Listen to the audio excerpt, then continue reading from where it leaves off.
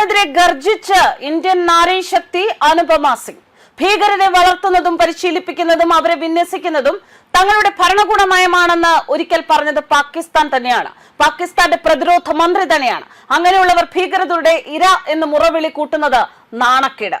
പാകിസ്ഥാനെ സ്വന്തം രാക്ഷസൻ തന്നെ തിരിഞ്ഞു കൊത്തുമ്പോൾ ഞെട്ടുന്ന ഫ്രാങ്കൻസ്റ്റൈൻ ഭരണകൂടത്തിന്റെ ജീവിക്കുന്ന ഉദാഹരണം. ഇങ്ങനെയാണ് അനുപമ സിംഗ് പാകിസ്ഥാനെ UN-ൽ വിശേഷിപ്പിച്ചത്. ഭീകരരെ വളർത്തുന്നതും അവരെ പരിശീലിപ്പിക്കുന്നതും വിന്യസിക്കുന്നതും തങ്ങളുടെ ഭരണകൂട നയമാണെന്ന് പാകിസ്ഥാൻ പ്രതിരോധ മന്ത്രി തന്നെ പരസ്യമായി പൊങ്ങച്ചം പറഞ്ഞതാണ്. ഫസ്റ്റ് സെക്രട്ടറി അനുപമ സിംഗ് ചൂണ്ടിക്കാട്ടി.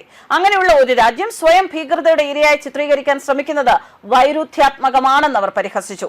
ഐക്യരാഷ്ട്രസഭയുടെ മനുഷ്യാവകാശ കൗൺസിലിൽ പാകിസ്ഥാനെതിരെ കടുത്ത ഭാഷയിലാണ് ഇന്ത്യ ആഞ്ഞടിച്ചത്. UN-ലെ ഇന്ത്യൻ മിഷനിലെ ഫസ്റ്റ് സെക്രട്ടറി അനുപമ സിംഗ് പാകിസ്ഥാൻ ഭീകരതയെ പ്രോത്സാഹിപ്പിക്കുന്നതായും പാക് അധീന ജമ്മു കാശ്മീരിൽ ജനങ്ങളെ ക്രൂരമായി അടിച്ചമർത്തുന്നതായും കുറ്റപ്പെടുത്തി. ജമ്മു കാശ്മീരിന് മേലുള്ള ഇന്ത്യയുടെ പരമാധികാര നിലപാട് അനുപമ സിംഗ് വീണ്ടും ആവർത്തിച്ചു.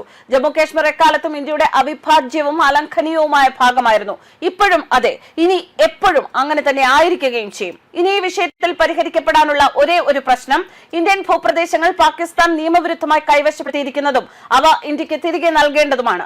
പാക് അധീന കാശ്മീരിൽ യഥാർത്ഥ അവസ്ഥ മറച്ചുവെക്കാൻ പാകിസ്ഥാന്റെ വ്യാജ പ്രചാരണങ്ങൾക്ക് കഴിയില്ല എന്ന് ഇന്ത്യ വ്യക്തമാക്കി. റാവൽകോട്ടിൽ നടക്കുന്ന സമകാലിക ദുരന്തങ്ങളും നൂറുകണക്കിന് സാധാരണക്കാരുടെ കൊലപാതകങ്ങളും കാശ്മീരിലുടനീളം നടക്കുന്ന കടുത്ത അടിച്ചമർത്തലുകളും അവർ എടുത്തു പറഞ്ഞു. പതിറ്റാണ്ടുകളായി പാക് സൈന്യം നടത്തുന്ന ഭൂമി കയ്യേറ്റങ്ങളും ജനസംഖ്യാപരമായ അട്ടിമറികളും അടിസ്ഥാന സ്വാതന്ത്ര്യങ്ങൾ നിഷേധിക്കലും എല്ലാം അവിടുത്തെ ജനങ്ങളെ ദുരിതത്തിലാക്കിയിരിക്കുകയാണ്. സാധാരണക്കാർ ഭക്ഷണത്തിനും വൈദ്യുതിക്കും അവകാശങ്ങൾക്കും അന്തസ്സിനും വേണ്ടി നടത്തുന്ന ആവശ്യങ്ങളെ പോലും പാകിസ്ഥാൻ വെടിയുണ്ടകളും ക്രൂരതയും ഉപയോഗിച്ചാണ് നേരിടുന്നത്. ഒരു നിയമവിരുദ്ധ അധിനിവേശത്തെ തോക്കിൻ മുന്നിൽ മാത്രമേ നിലനിർത്താൻ കഴിയൂ എന്നതിന്റെ തെളിവാണിതെന്നും അനുപമ സിംഗ് പറഞ്ഞു. സിന്ധു നദീ ജലക്കരാറുമായി ബന്ധപ്പെട്ട ഇന്ത്യയുടെ നിലപാട് വ്യക്തമാണെന്ന് അനുപമ പറഞ്ഞു. ഭീകരതയെ ഒരു നയമായി കയറ്റുമതി ചെയ്യുന്ന ഒരു രാജ്യം സൽസ്വഭാവത്തിലും സൗഹൃദത്തിലും അധിഷ്ഠിതമായി ഇത്തരം സഹകരണങ്ങളുടെ ആനുകൂല്യങ്ങൾ തേടുന്നത് യുക്തിക്ക് നിരക്കാത്തതാണെന്നും ഇന്ത്യ വാദിച്ചു.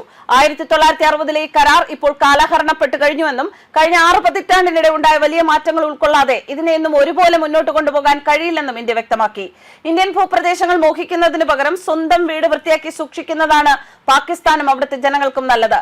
ഈ കൗൺസിലിൽ അവർ കാലാകാലങ്ങളായി നടത്തുന്ന നാടകങ്ങളുടെ പുതുമ എന്നോ നഷ്ടപ്പെട്ടു കഴിഞ്ഞു എന്ന് പറഞ്ഞുകൊണ്ടാണ് അനുപമ സിംഗ് പ്രസംഗം അവസാനിപ്പിച്ചത്.